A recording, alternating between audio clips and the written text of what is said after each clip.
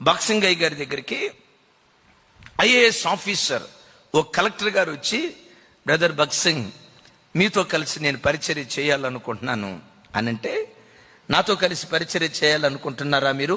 Yes, నాతో కలిసి పరిచర్య చేయాలంటే అదిగో మందిరంలో బాత్రూమ్లు ఉన్నాయి, మందిరంలో లాబరేటరీలు ఉన్నాయి, లాబరేటరీలు గడుగు.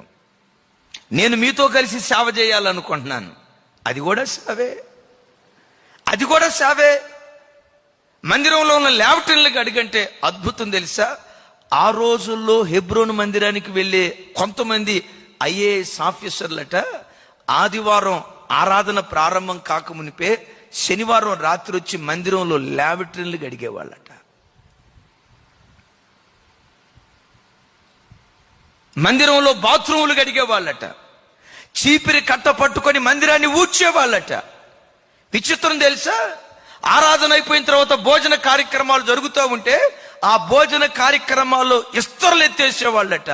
1-2 పర్యాయాలు ఐఏఎస్ ఆఫీసర్లో ఇస్తర్లు ఎత్తేస్తా ఉంటే ఒక మాట అన్నారట, ప్రభు క్షమించండి, బక్సింగయ్య గారితో ప్రభు ఒక మాట మాట్లాడితే, ఆ బక్సింగయ్య గారు ఐఏఎస్ ఆఫీసర్ల దగ్గరికి వెళ్ళి, బాబు, ఆ పిల్లలు ఇస్తర్లో చాలా అన్నం వదిలేశారు, అది ఎత్తి చెత్తకప్పులో పడేయొద్దు, అది పేదల కష్టార్జితం, అది పేదల రక్తం.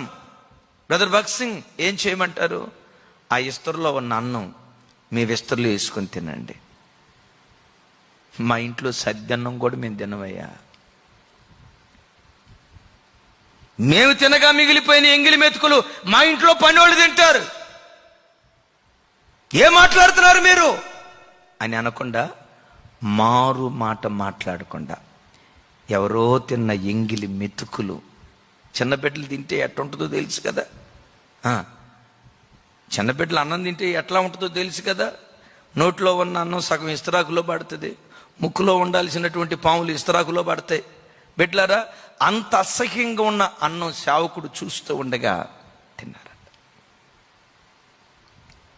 ఇది యేసుక్రీస్తు సారూప్యం. సంఘానికి వచ్చే ఏ వ్యక్తి అయినా చివరికి దైవ సేవకుడితో సహా ప్రధానత్వాన్ని కోరుకునేవాడిగా కాక, మీ మందిరంలో ఓ బాత్రూములు కడిగేవాడిగా నేను ఉండాలి, లాబరేటరీలు కడిగేవాడిగా ఉండాలి, మందిరం ఊడ్చేవాడిగా ఉండాలి. నా ప్రభు ఏమంటాడో తెలుసా? అక్కడ వాళ్ళు వచ్చి ప్రధానత్వాన్ని కోరుకుంటే, మీలో ఎవడైనా ప్రముఖుడుగా ఉండగోరిన యొడల అందరికీ దాసులై ఉండండి, అందరికీ దాసులై ఉండండి.